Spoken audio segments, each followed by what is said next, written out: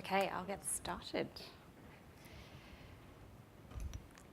ABC iview streams thousands of catch-up TV programs to millions of Australians every year. Oh, this is going well.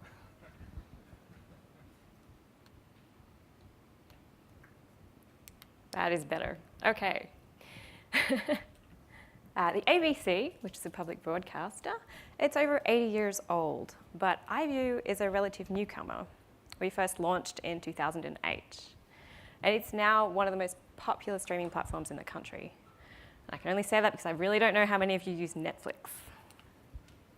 Today is going to introduce you to Metro, which is the ABC's new video transcoding service, which is the service behind the scenes of iview, and it's the one that's processing all the content to make available. And that's everything from Play School to Doctor Who. Metro was built by a small team mid last year, and it was launched in December, and it's been transcoding all the content since. So things that we're going to specifically cover about Metro. One, what do we mean when we talk about video transcoding? We're going to go through the process and show you why video transcoding is really important for iview.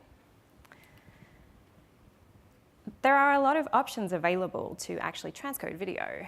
Why did the ABC decide that we were actually going to build our own system? We're going to cover those reasons and how it's actually turned out to be really advantageous for us.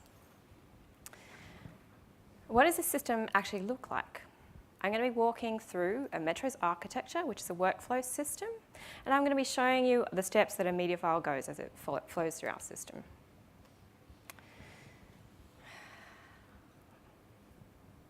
Four is what technology choices did we actually make when we were deciding to build our system? I'm going to show you the language choices that we've made and also the specific sort of AWS services that we've decided to plug together to form the system. This is my favorite part, which is autoscaling. How do we scale and how do we actually cater for all the different demand of content throughout the day? How much does it cost to run? We're going to go through what a typical day of transcoding costs for Metro and also how much it's going to cost for a whole year of iview content. And the numbers were really surprising to us, so I hope you find them interesting as well. Lastly is, what are we actually planning for the future of Metro? We're going to take a look at other features that we can implement in future. So first off, what is transcoding? It's a process, right? We take an initial input video or audio file and we convert it to a variety of output formats, which we call renditions. Renditions are a really important concept in Metro's architecture and system, so I'm going to be referring to them a lot throughout this talk. What changes are we actually making to these videos? We create a lot of different renditions here, and there's a lot of different changes that we make, which is things like the resolution, so the size of the video, the bitrate, which is the amount of data that you download per second in order to actually play the video. We've got the video encoding, so the file format of the actual video that you're playing back. We can add logos to the video, and we can also do things like change the audio levels, which is a really necessary part of transcoding for iview. So our goal is to really produce a standard set of renditions, stuff that's all consistent for each video. For iview, we've got 6 different rendition types, and we've got 5 video versions and 1 audio-only version. It's not Netflix scale, but we really don't have Netflix's budget. This is what we do for the ABC.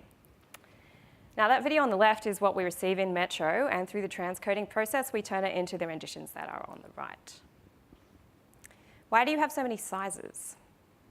We optimize that video size for the device size. So, large formats are really good for things like desktop machines or your TVs, and smaller versions are much better for things like mobile devices.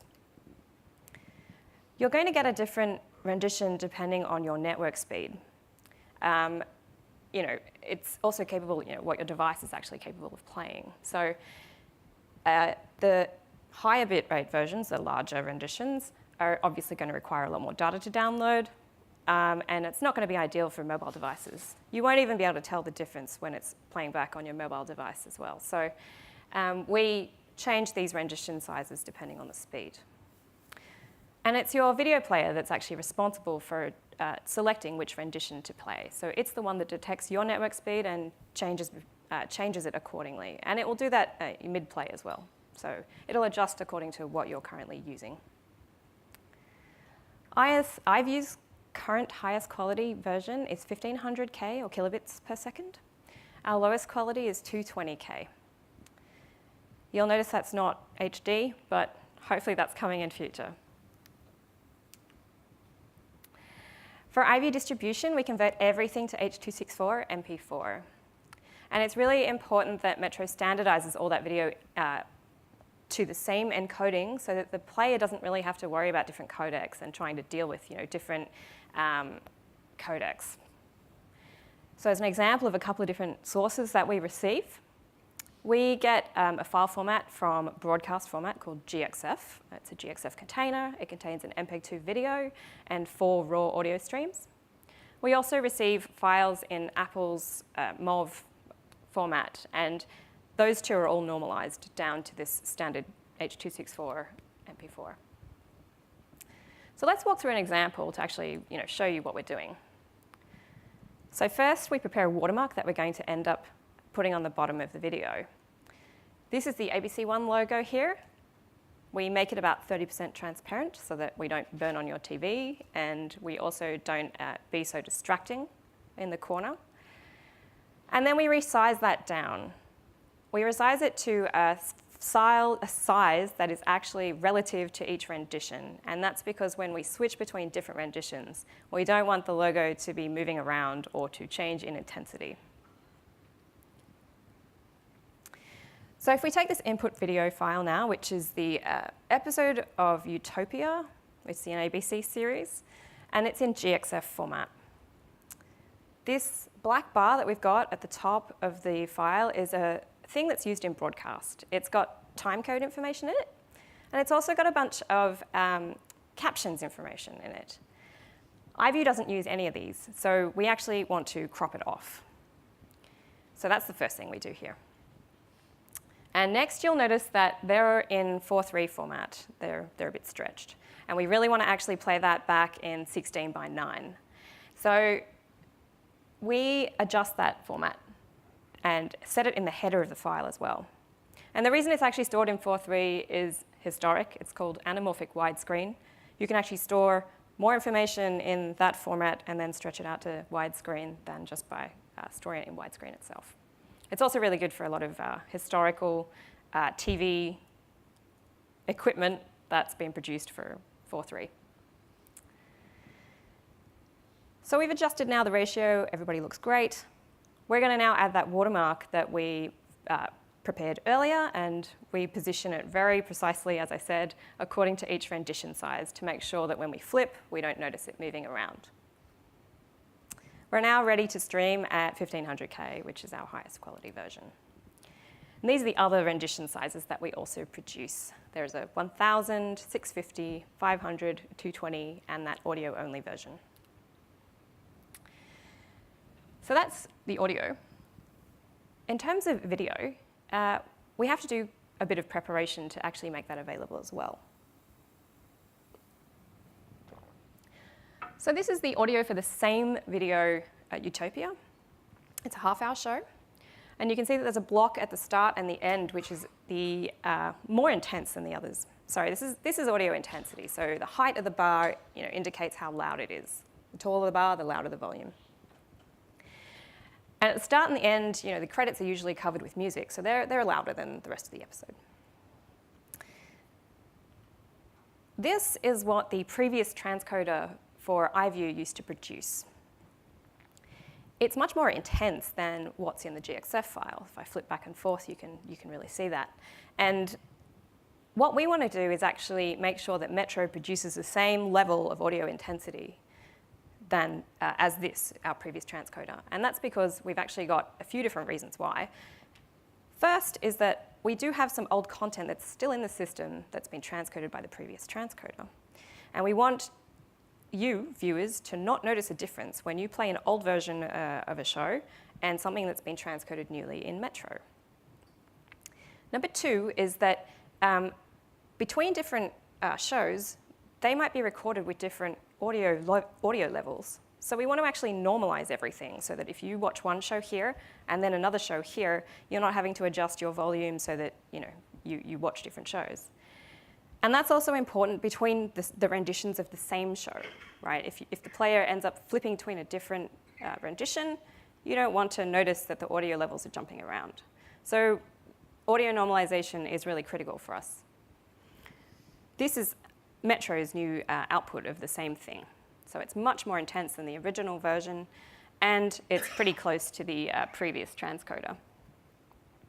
So if we didn't process that audio at all, you would really notice the difference if you were playing different things as it was coming back through the player. So that's a lot of changes that we've made to these videos, right? We've adjusted the audio, we've adjusted the encoding, we've done some cropping and bitrate changing. How do we keep track of where all these changes should go? Ideally, we want all the changes to be listed in the same place so that, I get a GXF file, I know, okay, I've got to do all this stuff to it so that I can get this standard output.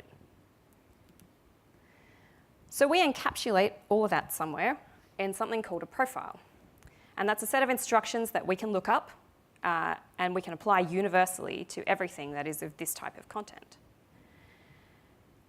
And the way that we work out how to match a profile is through location folders, source folders.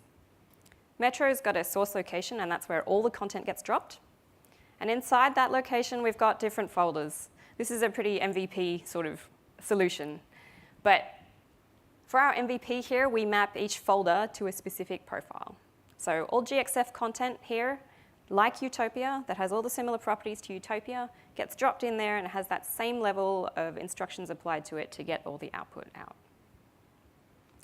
So here, we perform all these changes, we get Utopia. Otherwise, if we have a different set of content, this here is for the Apple ProRes content, we only have to do, less changes to it, basically. It's already pre-watermarked, it's already in the right format, in terms of, it's already in the right, we don't have to crop. And we end up with this content here, which is from the ABC Arts channel.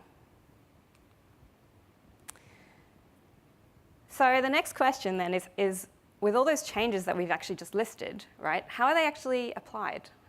How does this magic work? And our answer is FFmpeg. It's an open source media transcoding tool that's been around for 15 years. It is incredibly powerful.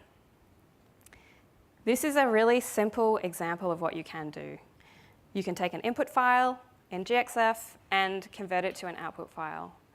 And FFmpeg will do a huge amount of assumptions on this, right? It'll assume what you want in terms of like encoding, quality, levels, that kind of thing. But really, this is what it looks like in our system. This is a real FFmpeg command that we use. And this command is linked to the profile. We've got 6 commands here to produce each of the 6 renditions. And every profile has its own list of FFmpeg commands to produce the renditions that we want. So that controls things like encoding, cropping, deinterlacing, scaling, aspect ratios, some stuff to do with the watermark, video quality, audio, and just some other settings for a good measure. So I'm not going to go into detail because FFmpeg is incredibly powerful and huge. There is a lot of information available through its official documentation. And the community is also really quite helpful to with any kind of inquiries that you've got. So just emphasizing here that basically it's such an incredible piece of open source software that we really could not have built Metro without. So that's an overview of transcoding that we do with Metro. And we take input videos and we do a bunch of changes and we end up with a standard set of renditions at the end. So let's talk now about why we decided to build a system ourselves. We've got 3 main reasons here. And the first is costs. We had a really good opportunity with iview. There are a lot of commercial transcoding options that are geared to producing content really quickly right now. You have a piece of content, you submit that file, it spins up 10 million things for you, transcodes it quickly, and then sends it back to you.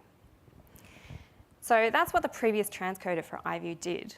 But the thing is, iview gets a lot of its content in advance. We've already recorded these dramas and shows. You know, we're going to get them weeks or days or sometime in advance. So we really don't need to pay for that content to be transcoded immediately.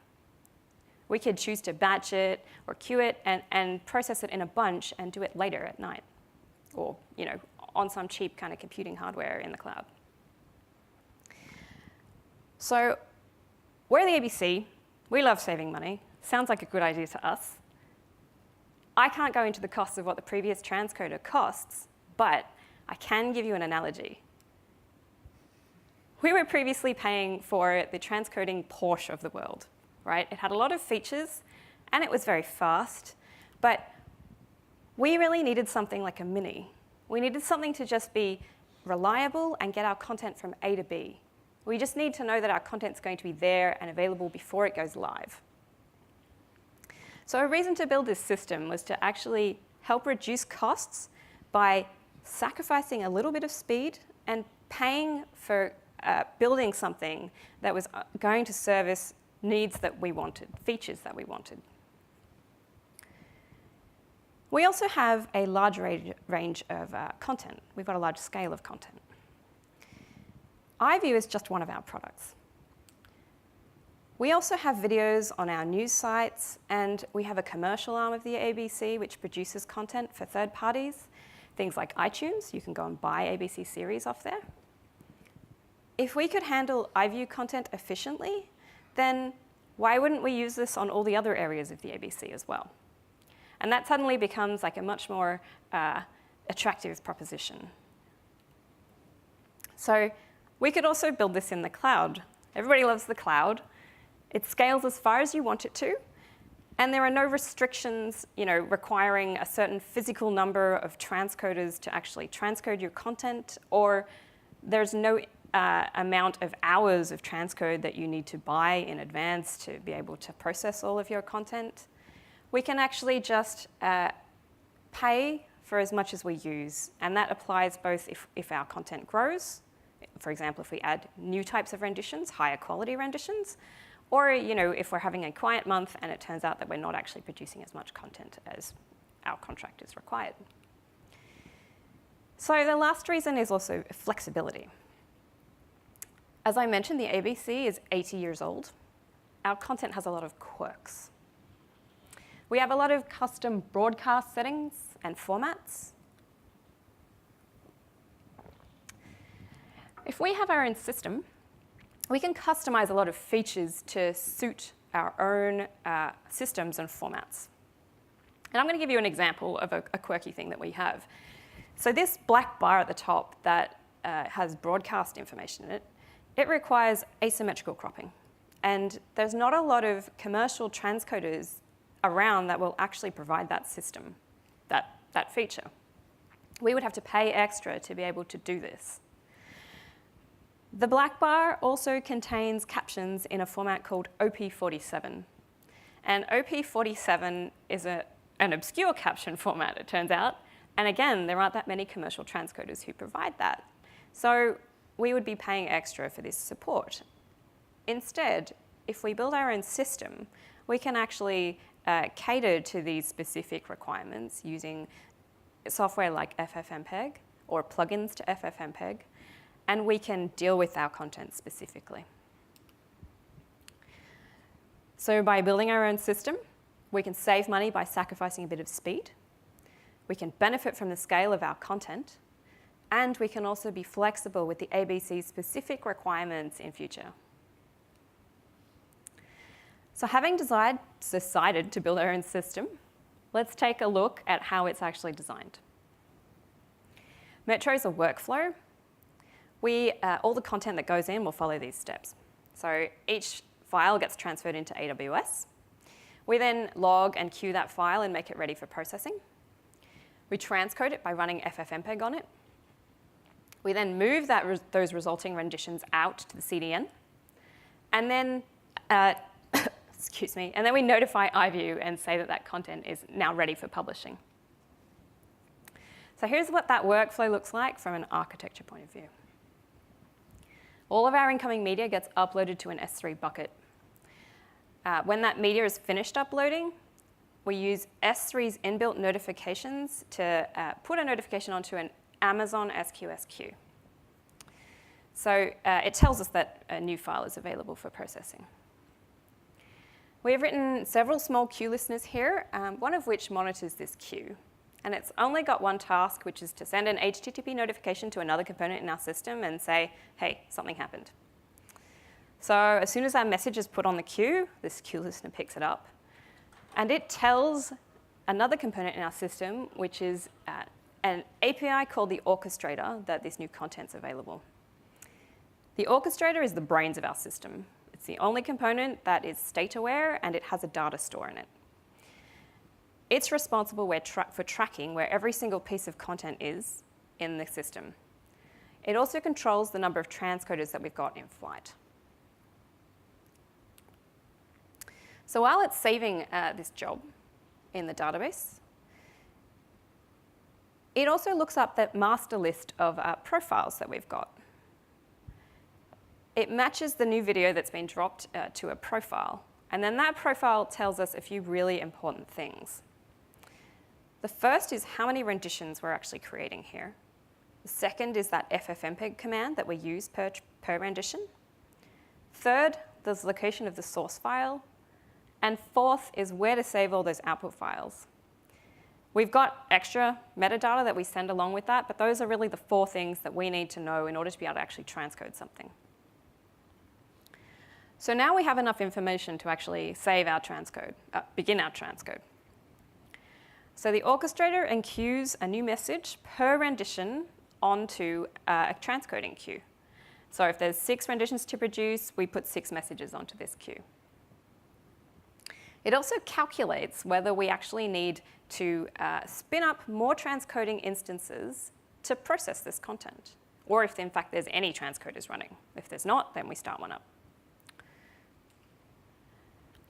All those transcoding instances that are started up will look at this queue. They'll take a message off one at a time and actually do the transcoding with that content. So one rendition goes to one machine. So this is where all the really intensive work with FFmpeg is done in our system, and it takes the most time. You know, like up to 90%, 95% of the time is completely done with FFmpeg. The length to transcode is going to depend on how long the original content length is, and also the quality of it. A high quality rendition is going to take much longer to transcode than a lower quality rendition. Once that transcode's done, it's sent to an S3 location that we specify, so that output location for the FFmpeg, the resulting rendition from the FFmpeg command.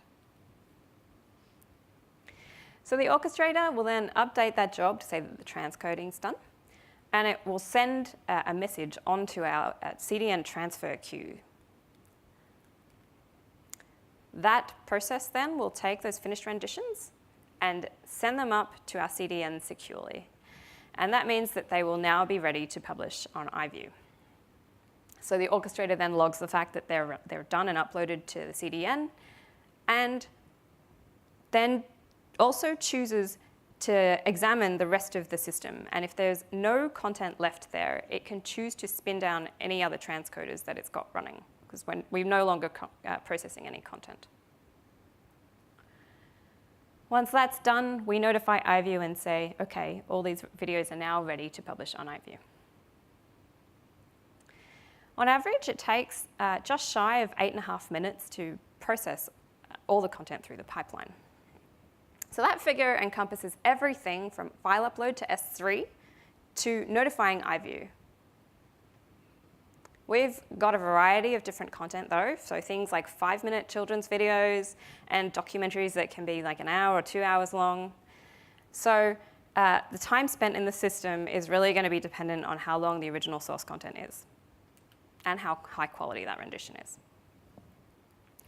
So here's a bit of information on some averages. The lowest quality rendition that we produce here is the audio track, and it tends to take around 12% of the time of the original content length. Highest is 1500K, and it'll take around 70% of real time.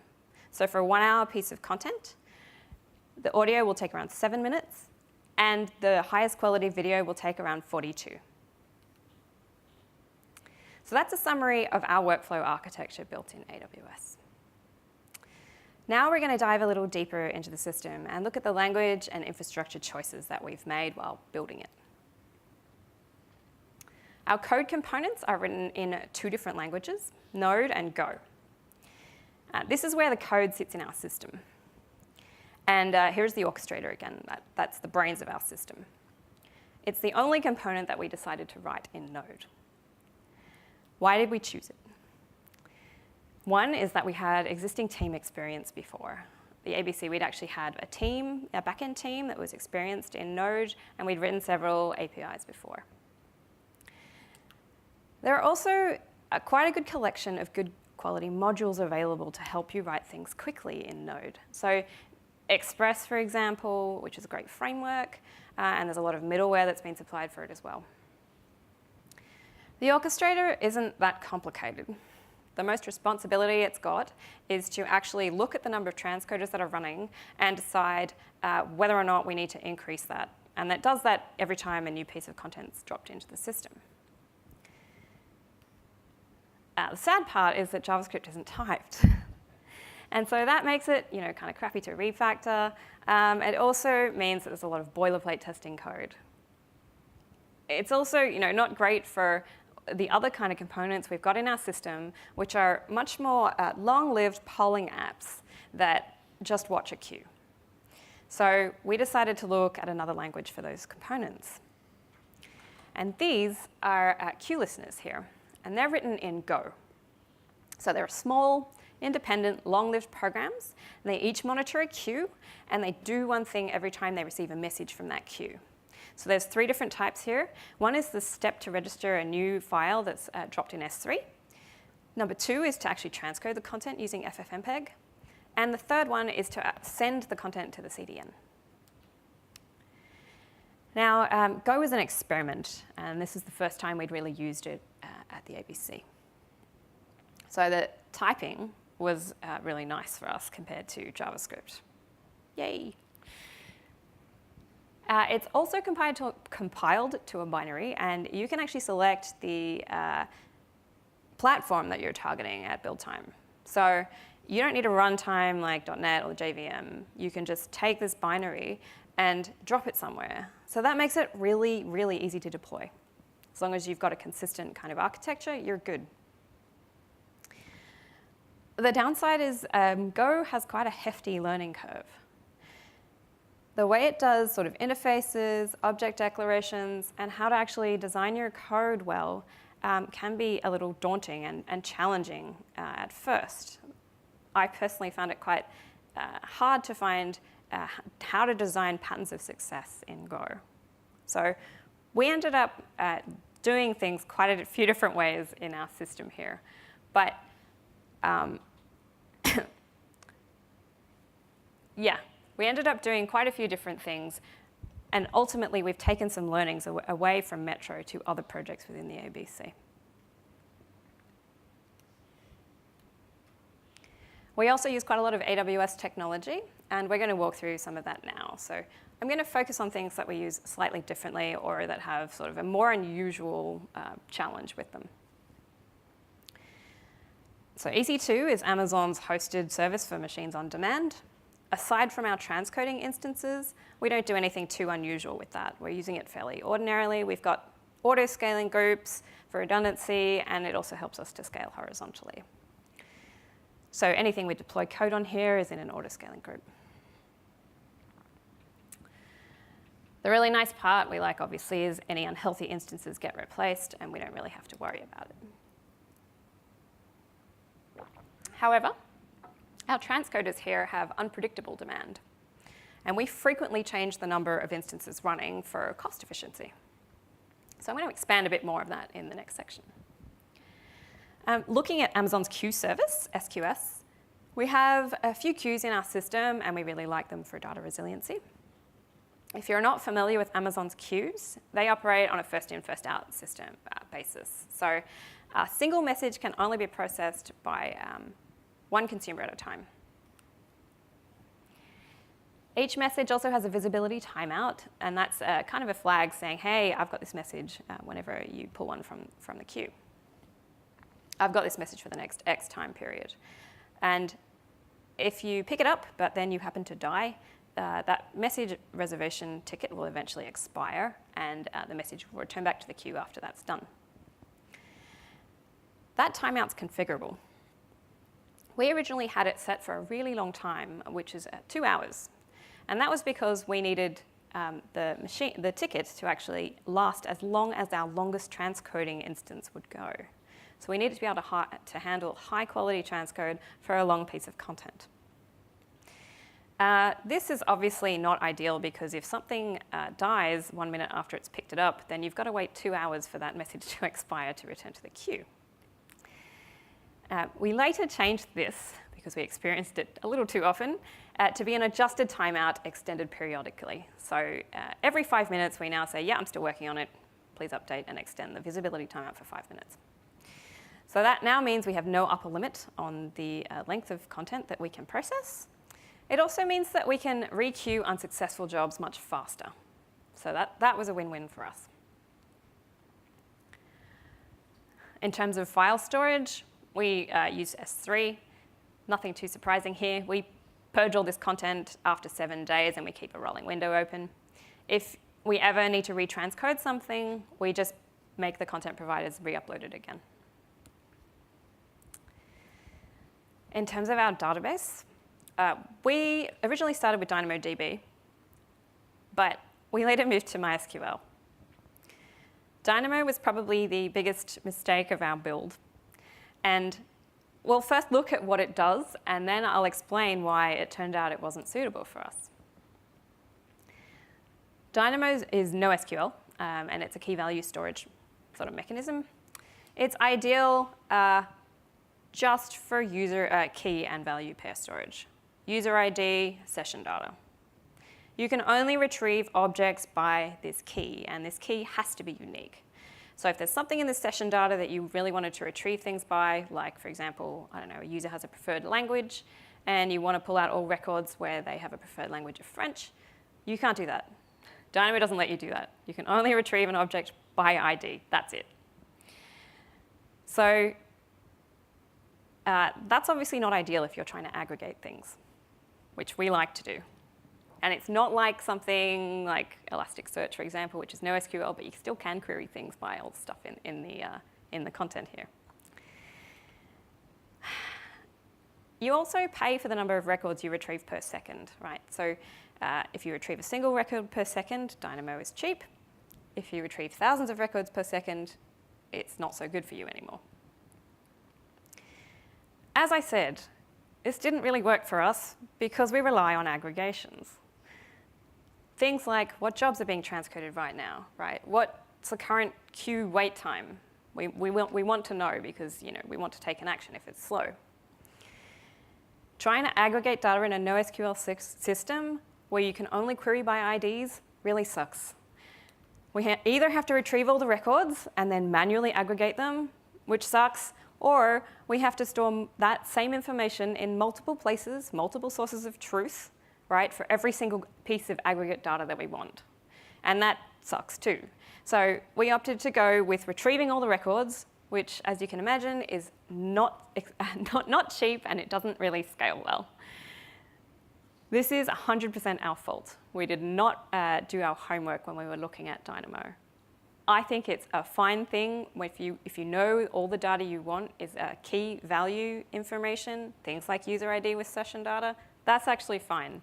But our system doesn't really suit that, and we made that mistake. So bad luck for us. However, if you decide to go with Dynamo, there is something that you should know. It doesn't scale automatically. Things like EC2, you can say, hey, if my machines hit a certain threshold of CPU, I would really like you to take an action at that point, like spin up another instance for me. Dynamo, however, doesn't do that. You can say, I would like you to allow me to do 1,000 records per second as a query. If you breach it, Dynamo will send you a message saying, hey, you breached it, but it won't do anything for you. So you have to actually take control of monitoring that situation, and you have to decide what action you want to take with that. So it's a much more hands-on system than EC2 or a lot of the other Amazon services. It's not an automatic scaling. Having gone to NoSQL, we retreated to the relative safety of a relational database hosted on Amazon, and we made that switch in February. We still get managed hosting because Amazon offers that. We get automatic failover between availability zones. It's all great. We also get aggregations because we get SQL. The unfortunate thing for us is that because we just ported our data straight as is, from Dynamo to MySQL, our design probably would have been different. Our data design would have been different from the start if we'd done this. On to CloudFormation. We deploy 95% of the system using CloudFormation templates. CloudFormation is Amazon's templated system for creating AWS components. So basically, it's like infrastructure configuration as code. Everything on our architecture diagram, obviously excluding the CDN, is templated using CloudFormation. We also deploy it through a build server, so everything in here can be deployed with just a few button clicks. The templates are defined in JSON, like this one as an example. Having everything in that template lets you build things really repeatably, which is very convenient for us. And also they're versionable, you can check them in. It's good. Our real templates are many, many sizes larger than that example, but we also reference them by one another. And so ultimately you end up with a few really high top-level templates that can deploy entire sections of the system just by themselves. So we've defined things like all of our EC2 instance settings, our auto-scaling settings, regions, ports, tags, security settings, VPCs. That's all done in CloudFormation. Most things that you can configure through the AWS console, we've made available in our CloudFormation templates. There are some things that aren't available through there, so we do have to do a few steps manually, and that's unfortunate. Not everything is available in CloudFormation that way. And you also have to kind of take a balance. They can be hard to maintain. We've kind of opted to go for templating as much as possible, which means that we can repeatably and easily keep deploying and know that it's a reliable thing. But there is an option to do some more manual configuration and have more kind of less pain with the CloudFormation templates. So that's a look at the different languages and infrastructure choices for Metro. We use Node and Go for their relative strengths, and we use quite a lot of different AWS technology that we walk through. Now we'll start to look at one of the really interesting pieces, which is how to transcode all the content in a really sort of timely manner. As mentioned earlier, we changed the number of transcoding instances that we've got running very frequently. So this is really useful for us because if we've got a lot of content, we can spin up a lot of transcoders, but we can also go to 0 to save costs. But how and when should you decide to spin up or tear down an instance? There's a lot of different factors here at play. AWS has got hourly billing. So as soon as you've started an instance for 2 minutes, you have paid for an hour, and you might as well get your whole money's worth.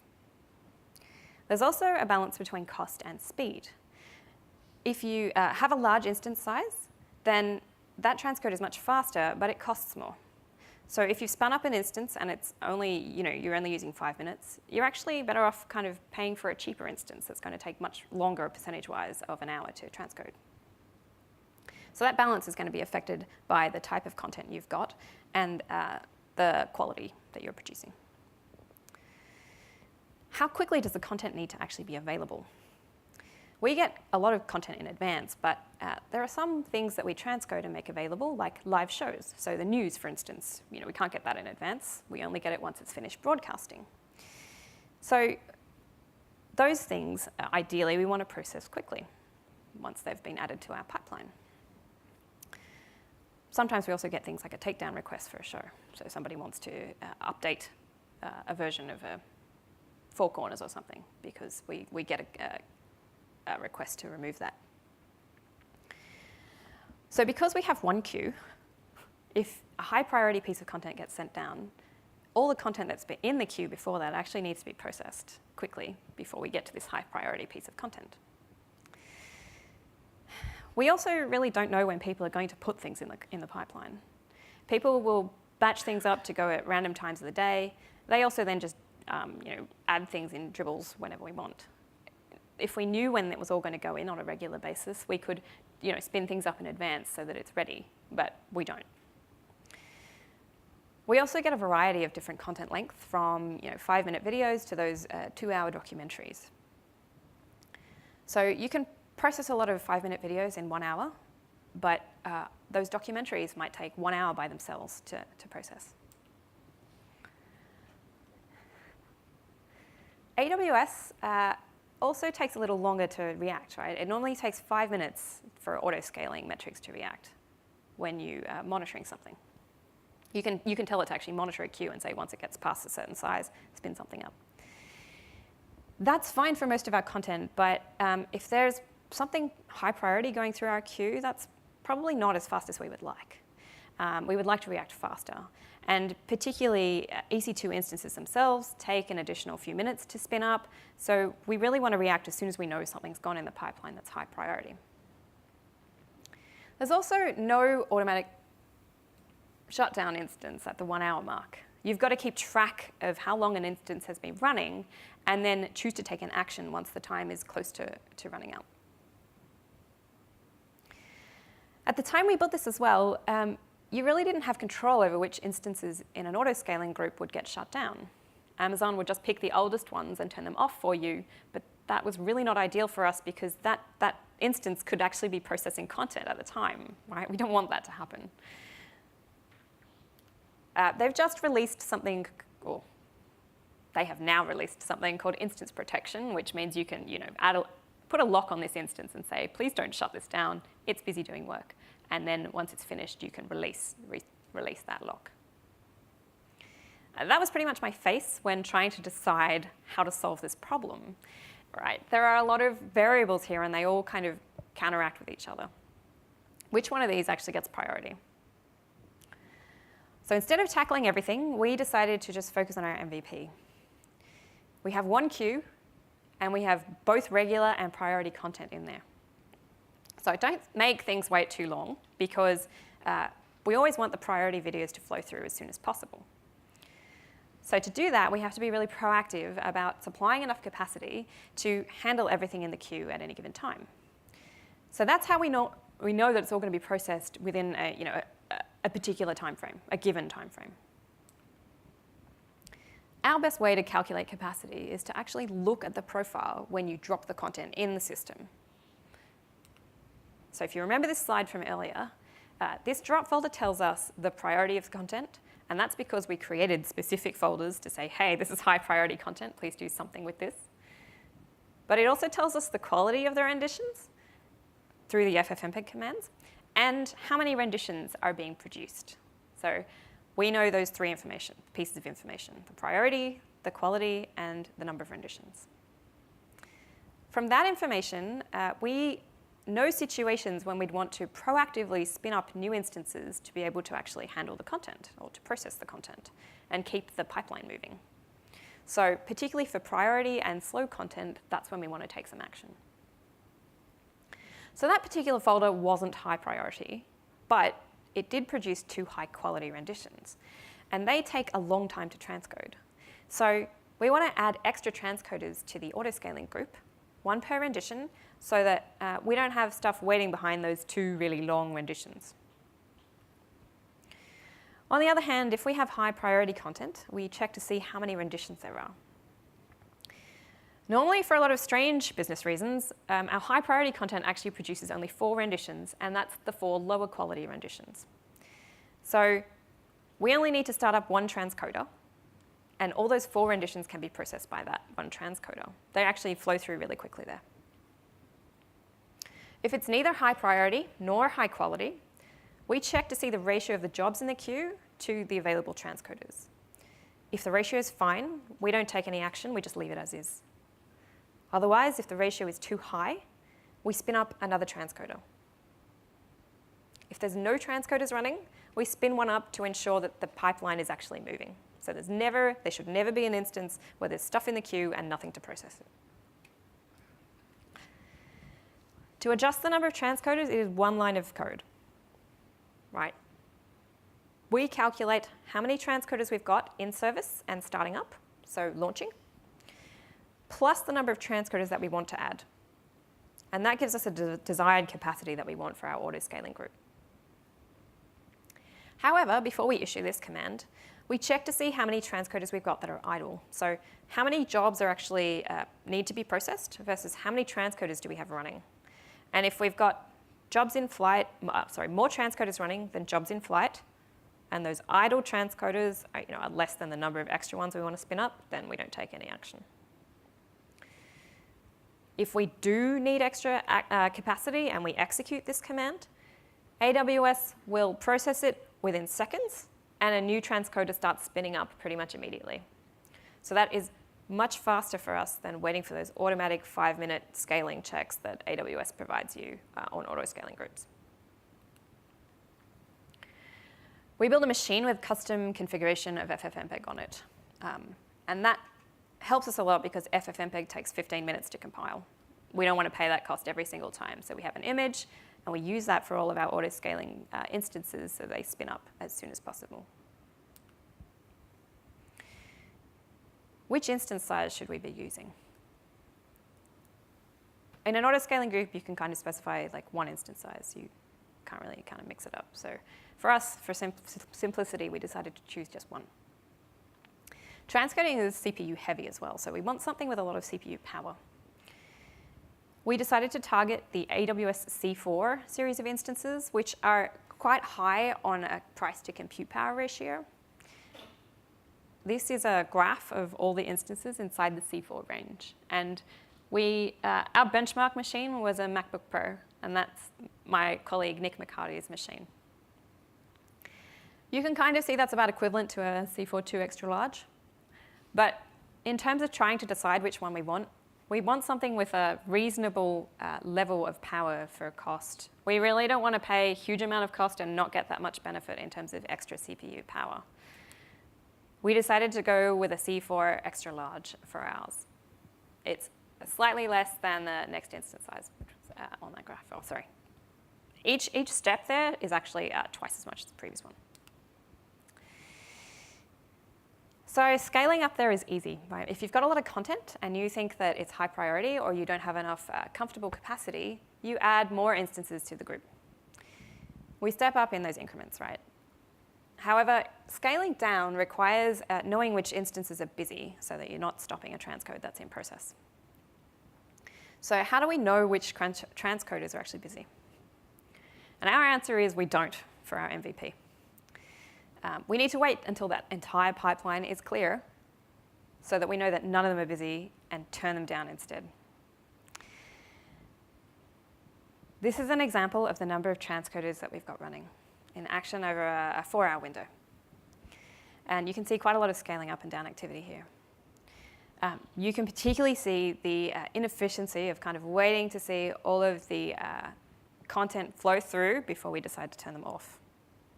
So there's always these cliffs, right? Because we can scale up in steps, but then we wait till everything's gone before we turn it off. You can also see the effect of us tearing things down immediately and then triggering new transcoders to spin up when we've got new content in. So there's times when we've spun everything down and we started up like a minute later. Ideally, we would tear everything down after when when an hour is up and get the most out of our instances here. That's probably something that we're looking to do as an optimization in future. So here's another view of those transcoding instances. This is a graph of instance lifetime over a 4-hour window. And that's not just current instances, that's everything that was in that previous graph. It's heavily skewed to short-lived instances, which is pretty inefficient. We're paying for a whole hour of compute time, but we're only using a fraction of it. These ones in blue are actually what you would consider efficient, right? They're running more than over 30 minutes of an hour, and everything else is underutilized. This was probably a much worse average picture than normal because there was a lot of short content dropped in on this particular day. But you can see we do have inefficiency. So the auto-scaling part, though, is not complete, but it is a really interesting puzzle. We've taken a very minimal approach to profiles at the moment, and that roughly indicates how long a piece of content takes to transcode or how high priority it is. And that tells us when we can scale. So we trigger scaling whenever new content gets added to the system, and we shut all the instances down once the pipeline is clear. It's an area of the system where the tweaks can have a big impact on throughput or on costs. So speaking of the costs now, we're going to have a look at how much it actually costs to run Metro on this architecture. This is a sample day in our system. We get a lot of different variety of usage patterns, and I'm just going to show you a couple of examples here. This is a view of renditions per hour. 10 a.m. to 10 a.m., so daytime's actually mostly on the left there. We got a lot of content here dropped in by a lot of our content producers. Down towards the end, there's kind of some of the content that you would get from news broadcasts or live shows like Q&A. This was a Monday night. How much did it cost? $57.22. It looks even better in US dollars. This is what Amazon shows you in the cost centers. So this analysis here is also in US dollars. So this is a breakdown of all of our different service costs. 90% of our costs is related to EC2. That's things like auto-scaling, the actual instances running. Our database takes 6% of the costs. S3 file storage takes 4%. And because you pay for SQS messages by the millions, we don't even register on the scale at all. It's totally free. To show you the varied nature of our output, this next 24 hours, the next day, has a really different usage pattern. Somebody batched a whole bunch of content to go at 3 in the morning. And it kind of just shows you that we can't run instances at any of it. Like we can't predict and we can't preempt and know when people are going to put things in because these 2 days had just really different usage patterns. That was $34. So you might be wondering what it costs for a whole year of iview content. Assuming that the current bit rates and the current number of renditions we produce stays the same, we've estimated it's going to be $16,500 Australian dollars to produce the whole iview catalogue for a whole year. But it also looks better in US dollars. So this is a massive deal for us, right? Our costs are so reasonable that suddenly a lot of the inefficiency problems we have with those scaling with transcoding, it's sort of less of a problem. It starts becoming something we want to solve when we look at producing extra ABC content like news or the commercial things, or if we start to produce higher renditions with iview, which are going to take longer.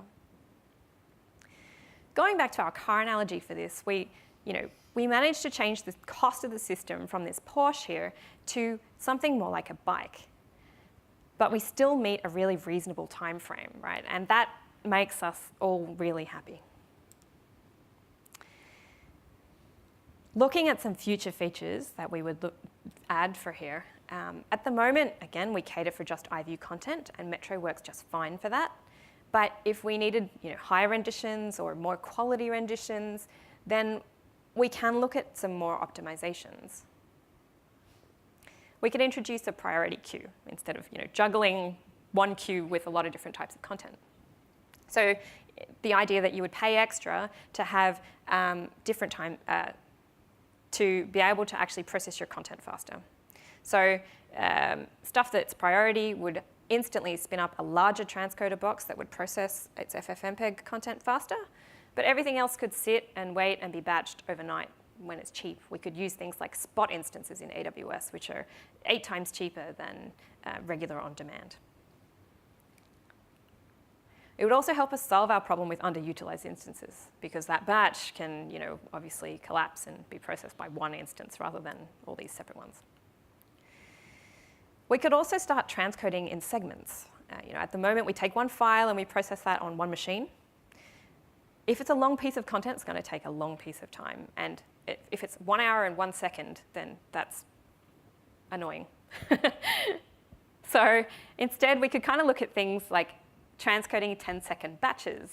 FFmpeg is capable of breaking a file out, transcoding it. We could transcode that in sections and then push it back together again.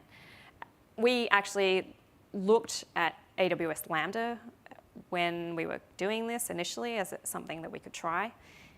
It was in its infancy then. This is about mid last year, and also not available in Australia. So we would be using all that Australian internet, fast internet connection to send stuff to the US, and everyone's been paying it out today. So you can see that that wouldn't be a really good solution for us. Doing it in segments would obviously be really beneficial in terms of an ETA. We would know that there would be a constant transcode time, basically, to actually produce this content. If we're splitting it up into 10-second chunks, we can split up into as many 10-second chunks as we need and tell you that your content's going to be available in 2 minutes or however long it's going to take. You also really don't get stuck behind content that takes longer than others. Everything takes 2 minutes, then you're just going to get your content soon. The last thing we could do is actually, or a third thing we could do, is to remove our reliance on that hard-coded profiles. We could use something, sorry, just to remind you here, these profiles are hard-coded with our folders, so they're not ideal, right? Every new type of content that we get is another permutation in our profiles and another hard-coded folder. So how do we get around it? We can use something called FFmpeg, which is part of FFmpeg. It actually tells you everything about the source file when it comes in. You can just run it against the file and you get all this information. So things like the resolution that we've got here. If we looked at it, I can look at that and go, that's not one of our standard resolution sizes. So I know it's something that has this black bar at the top that I need to crop off. Things like the frames per second. Hey, I know I need to actually change that to 25 frames per second because that's what we want for iview. That's what we're producing. This here is our stream 5, which is unknown. That's our caption stream. That's our subtitles track. And if we saw that in a file, we could go, oh, great, I'm going to take that and process it and actually produce captions, which would be available in iview as well. That's something we could add to our system. That would be incredibly useful. So all this information that we're hard coding in profiles, we could actually derive from the video using FFmpeg rather than putting it in the profile. And that's definitely some features that we would like to add in future. So just in closing now, the ABC was really looking for ways to improve our cost efficiency for transcoding. We had some pretty odd requirements, things like the cropping or the captions, and we really don't need everything to be instantly processed. We can afford to wait and pay less for them. So we designed a new system using Node, Go, FFmpeg, and a lot of AWS components.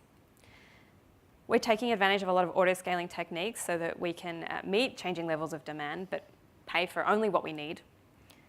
And our system can handle unique requirements for things like cropping or file encoding from different sources that aren't standard. We can also still do this in a really reasonable time frame. So our costs have dropped dramatically, and we are really happy with that. So thank you very much for following through this journey, and I really hope you've enjoyed watching an insight into a new video transcoding service for the ABC's future.